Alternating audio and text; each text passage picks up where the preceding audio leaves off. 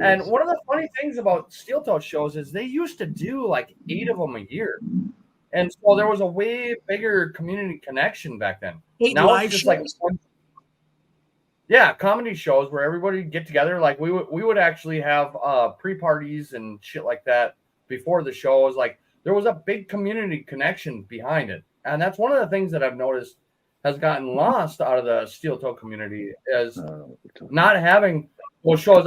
I remember I had a buddy who had a limo and he decided to drive Aaron and yeah, it was April at the time down to the Stonies and bring them all back to like an after party and like we would get hotels, we would have a pre-party, we'd have a post party. There was a lot more fun times before this one show a year shit is happening. And that to me is kind of sad because I feel like the community is losing touch because of not having, like 8 times a year. That's is usually in the winter, which is perfect for Minnesota.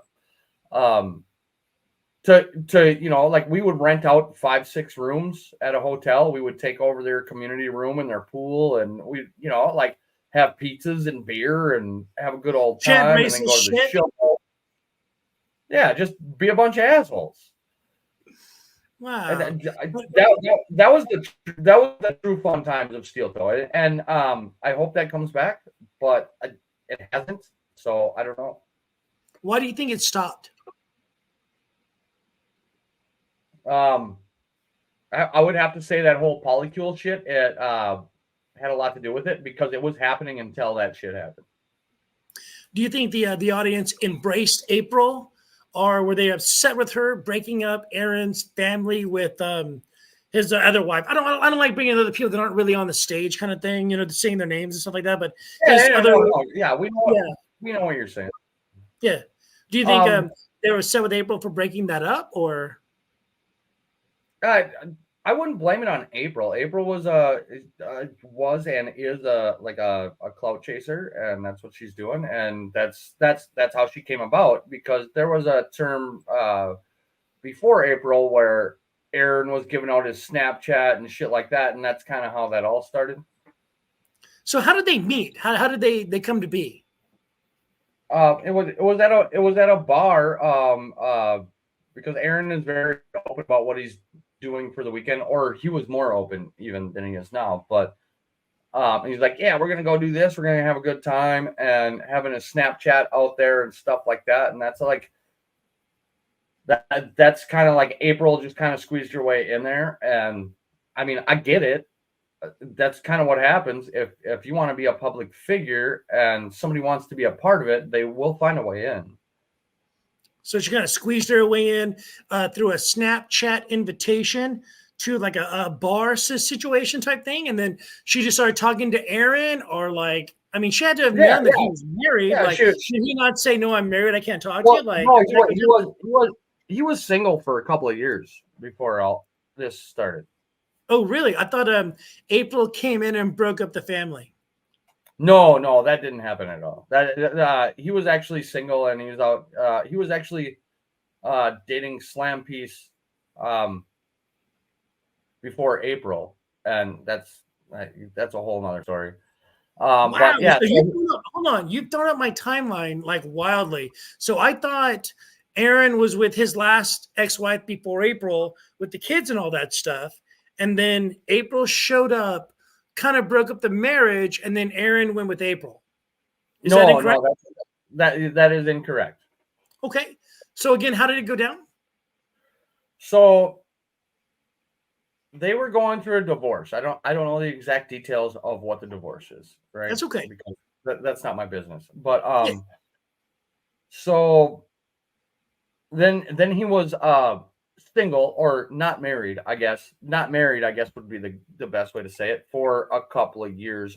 He was with Slam Piece for a little while, and I think actually to look back on it, I feel like April might have broke up the whole Slam Piece thing because there's a weird situation in there where where he ended up looking for somebody else. And that's one of the details that I don't know is why him and the current girlfriend broke up the first time.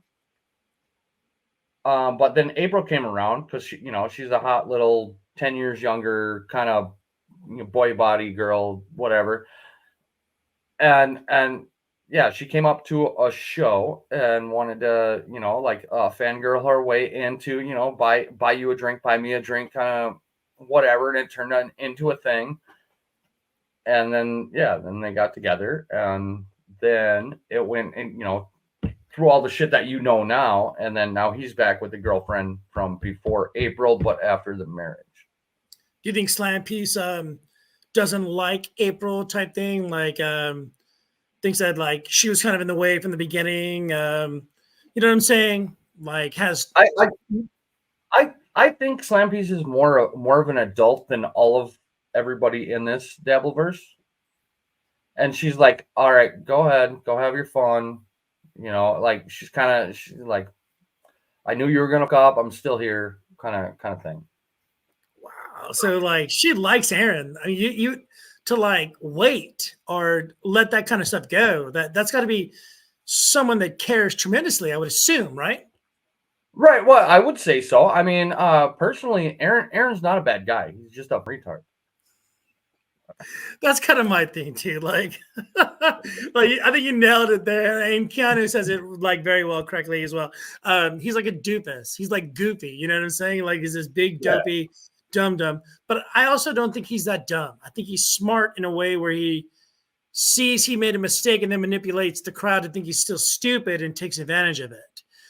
Which is that's fair. That's actually really fair. It's an autistic thing to do, and if anybody's ever watched him, he is a little bit autistic. Did someone die? Are we raising money? Like, is there a fund, or is this just raising hell? Like, what's going on? We're just it's called going on an adventure. Night. Sunday night. I know. This show is still going on since MLC ended last night. Shouldn't Kevin be on this stream? I mean, it's an MLC after show.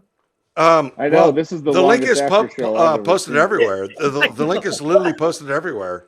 I'm surprised Gino didn't pop on. He would. Dude, who wouldn't want to be part of a 24-hour stream? This guy wants to be part of it, and I'm glad I am here. I love this. I know. You're part of the long line of people, like we said, FK Mommy and Pat Dixon, and I mean, Jake Hudson, and of course we got Cheese. We had Poe with the Cloud. What? Jake? Jake was here twice. Yeah, Hudson was here like 3 different times. He shows up. There's another point. Jake showed up, but we were listening to Taz, a resident artist, and I didn't want to interrupt her flow, so we let her talk. And I said, I tried to tell Jake, it's like, hang out or bring you on, but he eventually left. But then he came back again. You never want to. He's like herpes. He don't go away. Hey, Will. That's true love. It lasts forever. I love Jake.